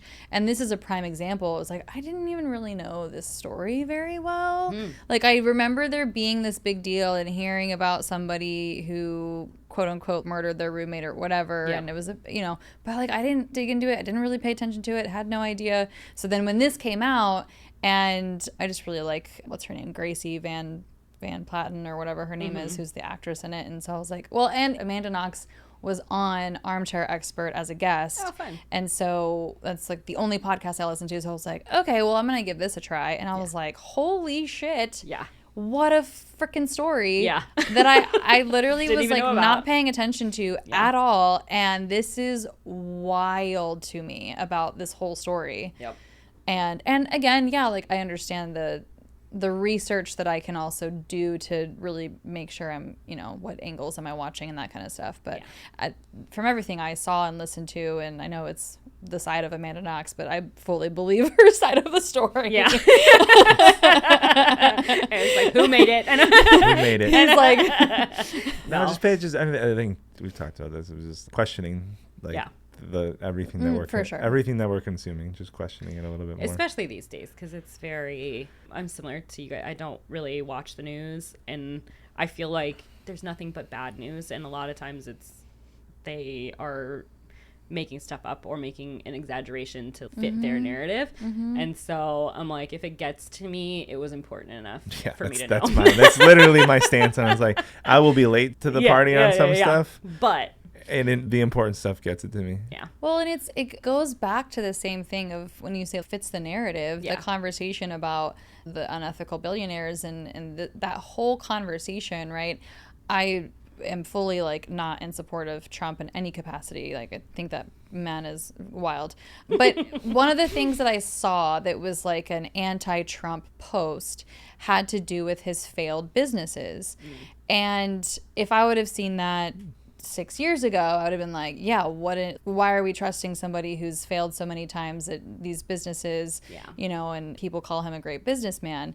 And now, like, literally being surrounded by business owners, I'm like, oh, I get it. It's fucking hard to own a business. Well, and it's what Haley just said about, I have people go, oh, that one didn't work. Yeah, exactly. Right, Exactly. like, and Like, he's definitely one of those. there's people who are a serial entrepreneur, and they'll just be like, well, this one didn't work. Let's go put whatever money I have left into the next thing and like try again somewhere else and something different and whatever the thing might be. Yep. And so it was a really interesting thing, and I think it was reposted by a good friend of mine, and I didn't strike up the conversation, but I took that step back in that moment. I was like, damn, again, not supportive of this human being, but I could see how just using something like that to support my narrative for how much I dislike somebody or something, when, well, is that really the thing that we don't like about this person, or does that really define who this person is? Yeah. Right? It just was super eye-opening. Yeah. It's I think, that's the best thing about knowledge, is being able to see that there's more to the story, because there's always more to the story. And whether or not you're open to accept that, can you take that new information and adjust? Because a lot of people can't. Right. So Well, yeah. Do I change? yeah. Not that it has might to, not change your view. Do I accept new information? Right. And then do I process that information? Yeah. It might actually, if with new information, there might be a new result. There might not be. Right. But am I open to actually Yeah. accepting and allowing it? Most people just put up the wall and go, nope. Yep. I saw I'm this done thing. hearing it. Exactly. And that's why there's this discourse. Yeah. There's this Yeah. friction in the world that we live not in. enough listening. Not enough. Just conversations. Yeah. Like we can't have conversations. That's the scary part. Yeah. Is like, you like X, I like Y. Right. We can't talk. I know. That's Yep. crazy. It was, yes. I feel like that's it's so funny because one of my friends was talking to her about Taylor Swift, and like she's not even a very big Taylor Swift fan. She knows, but she like was talking to another person, and she's like, I got so uncomfortable because that other person was a Beyonce fan and went into her about how Taylor Swift was the fact that she liked Taylor Swift at all made her a terrible person because Beyonce is just so much better. And this other girl was like, Or you can like them both. right. Yeah, like, Or- I don't understand what's happening. Like, It's like, well- just because I like Taylor Swift doesn't mean I dislike Beyonce or whatever, Right. you know? That's small potatoes, right? Like, that's just like Yeah. who your personal music preferences are. Right. Right. And people are so aggressive about it.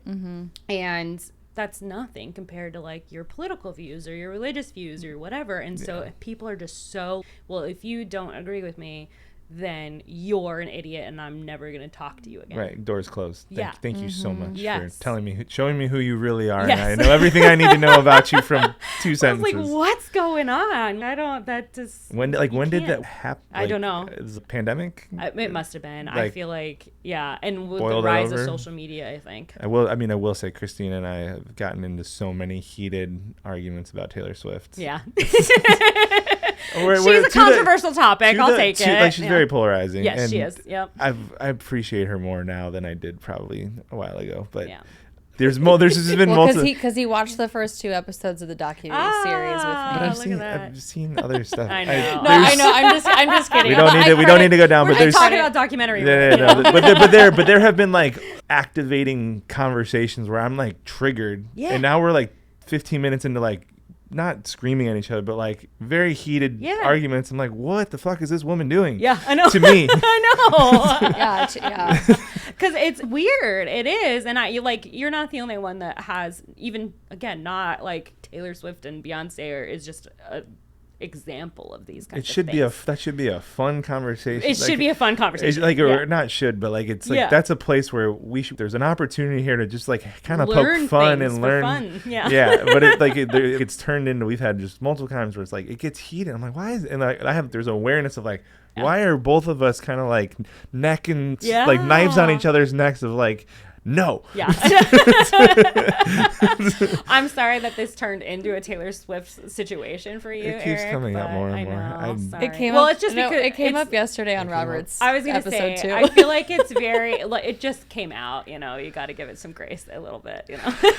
I know there's a lot. There's a sorry, lot Eric, that I know. is like recent, right? It was Yeah. like engaged. Well, okay, Yeah. and it doesn't help Eric's situation in you're this the because Chiefs I'm a fan. huge Chiefs fan and I Yeah. have been for a very long time. So It comes up in that context. now, here's the too. thing: is I Sorry. wasn't It's just a even lot. I wasn't even a big Taylor fan. Right. Until the whole Chiefs situation, but honestly, it was the Eras tour. I started seeing so much on my feed, Yeah. and I started just seeing clips of her, and I'm like, holy crap, this tour is insane. Yeah. And so then I just started I consumed more and more and more and more, and then I was like, wow, this person is actually really an incredible human. Yeah. I mean, Debatable. this is what we'll start debating. You're wrong, and we're gonna shut the door. No, I'm just kidding. No, she's great. I caveat it with I'm a pretty good judge of character. Yeah. I've never actually met her. Of course, no. I could meet her and that completely change everything that Yeah. anything negative I've ever said about Yes. my perspective of. There's just something about her Yeah. that rubs me the wrong way. That's fair. And then we've gotten in fights about like, well, what is it? Yeah. Like, and you're what's like, the I don't thing? know. I can't tell. That's literally the That's the entire argument. argument. And I'm just like, Yeah. but coming from a place of dissecting and like collecting data on why something bothers me, and there is no answer, and that makes me frustrated because I'm like, how the fuck is there no answer? Yeah. Why do I not know the answer? That's the entire argument. That's it. Yeah. That's the only thing we even argue now, about. like, so the amount of Taylor Swift that has been on this podcast is like the percentage is growing. I know. Like it's still there. Well, it doesn't. We can go back to the Beatles if you want. We can. Well, it doesn't help that like literally back to back of our guests, you and Robert are both big Taylor Swift fans. Yeah. So like, yeah, of course. And then I'm just gonna, if the opportunity arises, I'm gonna be like, yep, I'm gonna talk about it.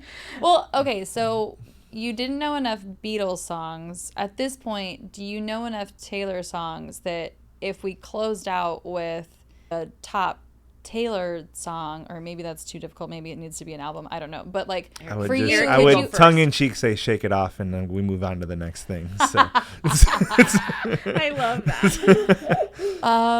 Okay, well, we could do a different reinforcement. I was like, maybe he knows enough, but you probably don't even know that many songs.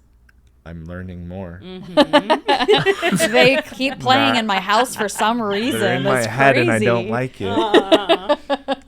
She's got some earworms for sure, but Ooh, earworms, I like that. I've never heard that. Earworm. Oh, really? That's a big learned that word. today. Yeah. Oh, look at that. You're welcome. Thank you. That's funny.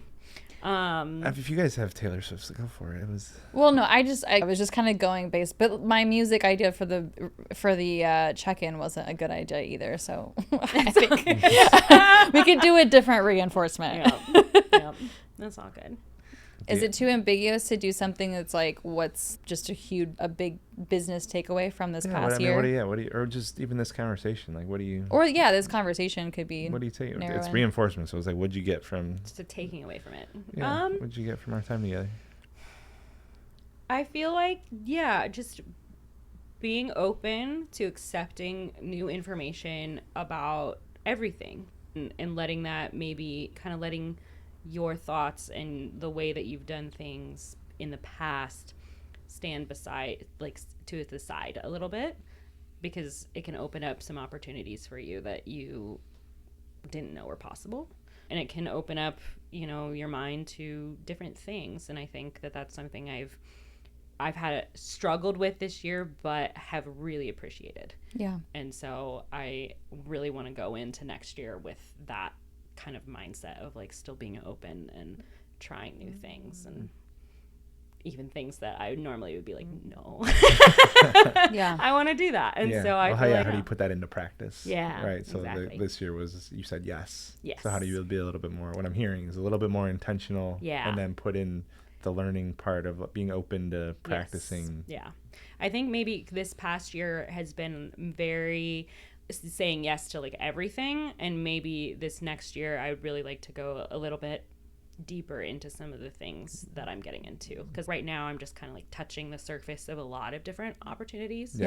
And then but this year I really want to be like, I want to focus on this particular opportunity, and even though that's like I wasn't anticipating that opportunity would exist at this point, you know. So I think going deeper into it. I like that. Yeah. I really just enjoy any opportunity to talk about the journeys that we've all experienced, because it just reaffirms like, okay, we're all fucking doing this and going through it, and we have our moments of where's the money going to come from, right? And it's just nice to be surrounded by professionals who are on that same page and have gone through it at some point, or right? And there's so much to learn from each other, and there's so much to support, and I really, really enjoy being able to, I feel really grateful to be surrounded by incredible humans that are doing these things that we can all learn from and support each other through. Yeah, I love that. Yeah, I'm sitting with, so just what you said, Haley, about 2 years in, you went to school, you got your degree in engineering, 2 years in, you're like, this ain't it. Yeah. And started building a plan around, okay, what is, and like exploring different things and trying stuff out, but understanding that most people, it's like, well, no, I went to the school for the thing and I have the degree for the thing, so I'm in doing it and I'm just going to stay with this, and then 40 years go by. Yeah. Is what a lot of people do. Mm-hmm. Yeah. And I think there's a really valuable lesson in that of just, well, am I happy? Yeah. And then I remember, I think it was Steve Jobs or someone would just, every day I was like, is this fulfilling me? Yeah. And that's the litmus test. If it's not, and there's too many days in a row, because it's not going to be every day. Right. But if there's too many days in a row where it's not, Yeah. then I need to go do something else. Yeah. Because it's not worth it. Yeah. Right. So that's what I'm sitting with. I really appreciate that, like your willingness, and even you said risk averse about it, but no, like you took steps and tried things. That's the easiest way to figure out if I like something or not is to go try it. Yeah. And that's what you did with healthcare. Yeah. Yeah. So fair enough. Yeah. True. Really quick way to be like, no, that's Yeah. not That for is me. not I'm it going. either. I'm not going to make that. Yep. Yeah. Yeah. Awesome. Well, thank you. Yeah. Thanks for coming. Thanks for hanging out. inviting me. I know. I agree. Yeah.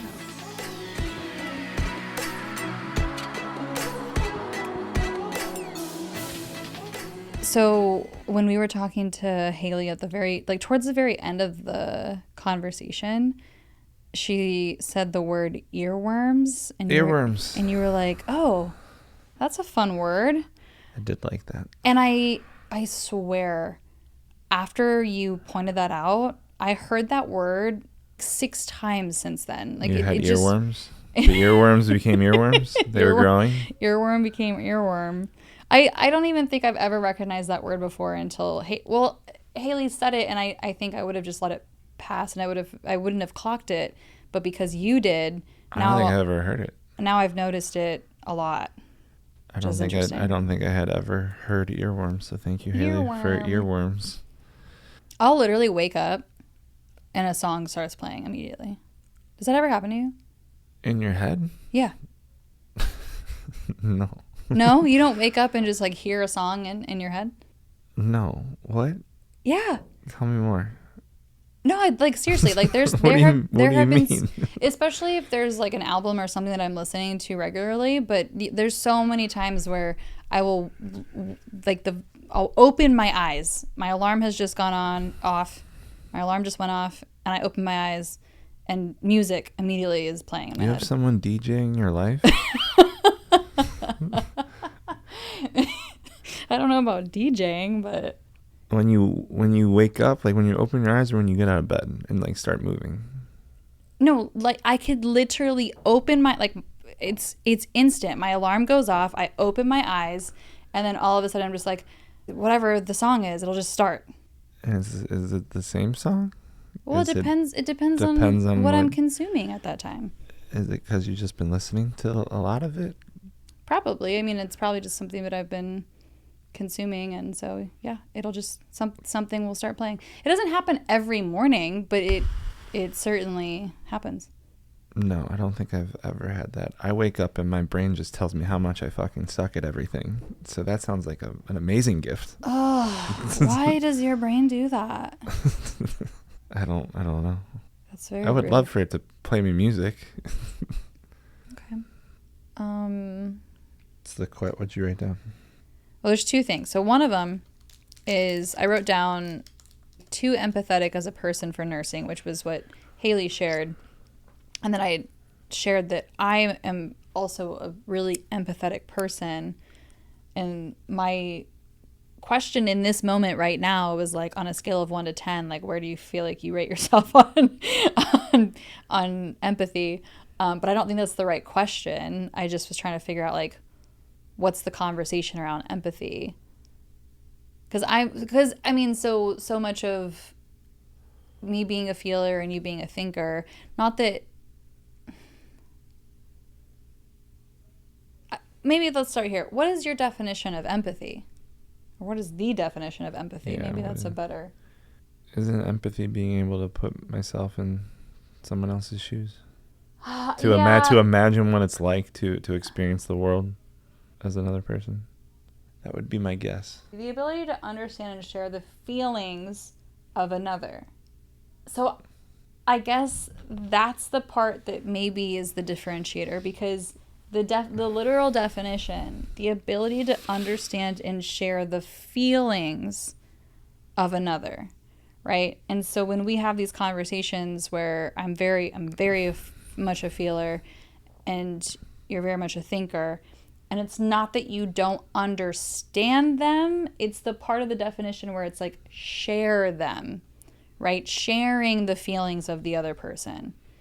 I think that there's a level of and I'm not saying, I'm not like singling you out per se. I'm just saying people who are thinkers, and you've identified as a thinker, being able to like, oh, I understand the feeling. I'm just not currently experiencing it and sharing the feeling with whatever the thing might be. It could be another human, or it could be like, I'll literally start crying watching a commercial or a music video or listening to a song or watching football. Like there's so many things that I will be triggered because I feel like I am sharing the same feeling as what I'm seeing or hearing or being exposed to. Sure. Yeah, based on that, I don't know that I'm empathetic. I don't know that I feel how you feel. Yeah. I think I conceptually can understand and can imagine a time or go back to a time where I've felt the same way, but I don't know that I feel it. Yeah. Yeah, that might honestly be where a lot of disconnect happens with thinkers and feelers, because there have been times where you and I have gotten into a disagreement, an argument, whatever.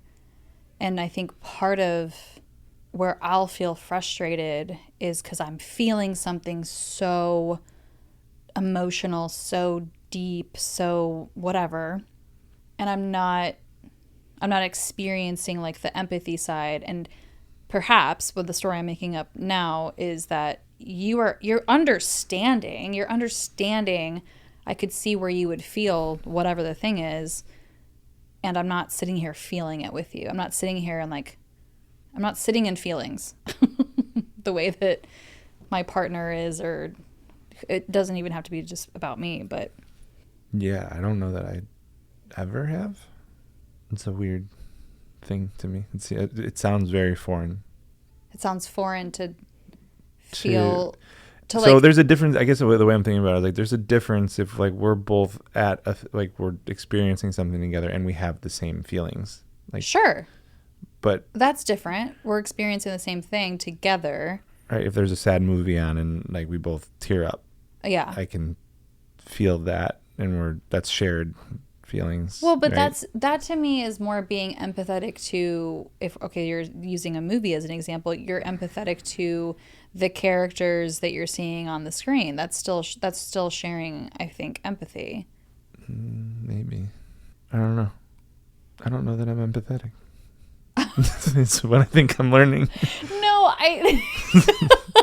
I do think that you're empathetic.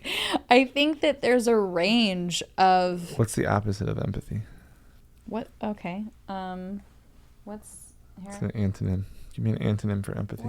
Oh, well, it's just apathy. A lack of interest, concern, or emotional engagement with others. So I don't know that I'm empathetic. But I do think that you are. You just gave an example, and I literally saw you tear up during the finale of Stranger Things. So that to me is showing empathy, because it's relating to the emotions and the things that are happening on screen. I guess what I'm trying to, maybe that's part of the problem, like logically is that's just a reaction to something that I'm experiencing. So I would almost say it's like I have warm apathy. I have warm apathy. What? Okay. But if there's a difference between watching something on the screen and then feeling something like that. I'm human. That's cool. Like I'm alive. Great. I'm alive. Check. I'm here. I don't, and maybe I'm over. I mean, again, the thinking part is like I can't think of a time where I've seen someone have emotions and have feelings and would be able to like share that. It's conceptually, like in a kid's throwing a tantrum was like, I understand, like your ice cream just fell. I know what that would feel like. If it's being able to share the emotion of it and feel it in a way that like hits in a like it's I guess what I'm trying to say is like when I'm around something that's emotionally charged, I think it goes up to my brain, not into my body. Not into, yeah. And I can imagine like that, like why that sucks or why that's great or whatever it is. But I don't know that it's like a shared, I don't know that I'm in tune in that way. Well, so I guess part of, I think, the way that you just said that, I want to be clear. If a kid is throwing a tantrum, I'm not feeling anger, and I'm not feeling, like, I'm not going to join in on the thing that person is necessarily, like, the exact emotion that person is feeling. It is going to trigger feelings, and some of them might be parallel or related or something to that extent, but I'm not going to join the kid in this, like, me too, right? Where I'm feeling, I'm going to be angry. Like, I'm not doing that. I am going to feel something. There's going to be feelings that are going to get triggered or poked or whatever, just naturally. For me, one of the, I think, easiest examples of something where I'm just like, why am I so emotional about this is, so the other night I was watching Eras Tour final show, and when I watch, so if I see people who are at the concert, I'm not even there, I'm watching this shit on screen, and I'm watching them get so emotionally charged. They are crying, watching their favorite artist take the stage. Like, I start crying. Like, I'm just like, oh my God, me too. Like, and I'm not even there, and I'm not even, it's not even about what's happening on stage with the person who's like, whatever. It's like, no, like, I'm watching this human being experience like one of the greatest things that they've ever experienced, and they're showing it, they're feeling it, they're crying, they're so emotional, and that will make me, I lose my shit. I can't even like talk. And I'll do that with even songs, like specific songs. I was trying to tell my mom a specific line in a song and I don't know why it like meant something or whatever. I was just trying to describe it to her, and I literally could barely even talk about it because I was crying. I was emotional and I was crying.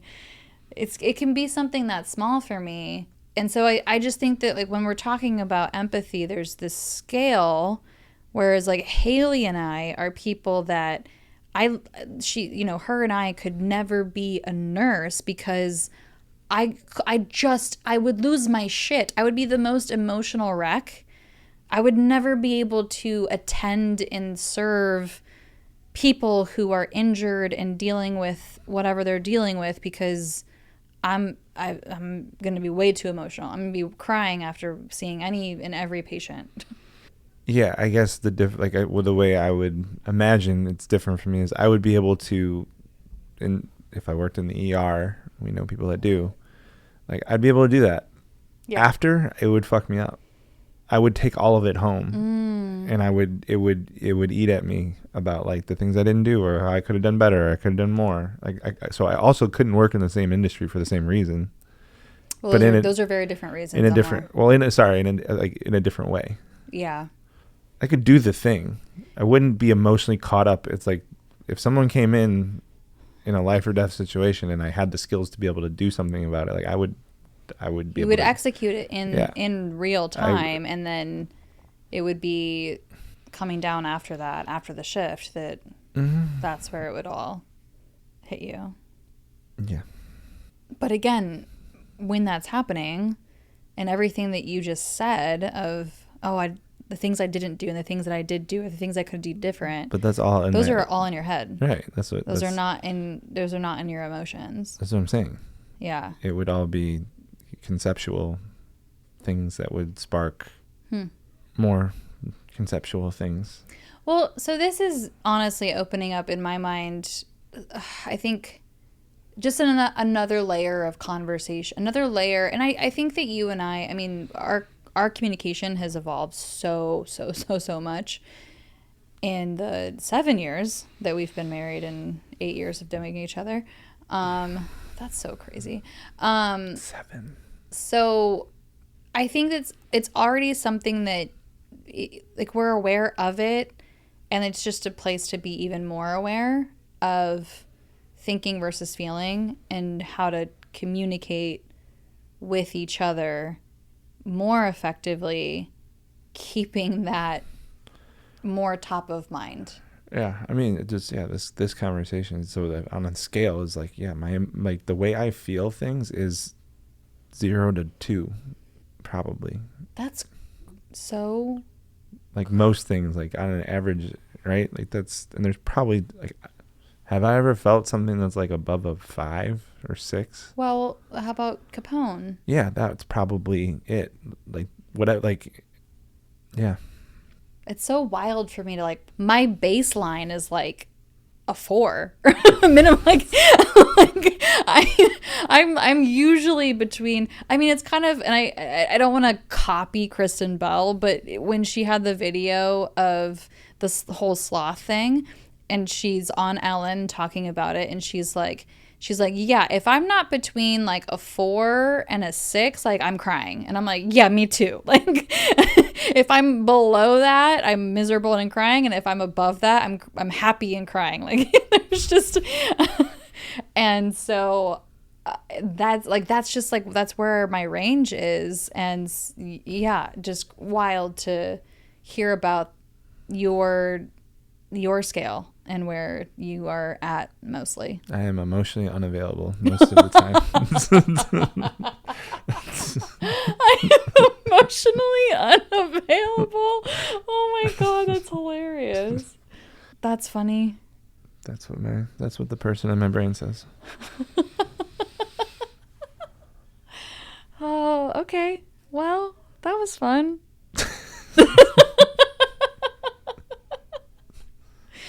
Put her there. It's fine. Oh, okay. Put her there, bub. Put her there, Bob.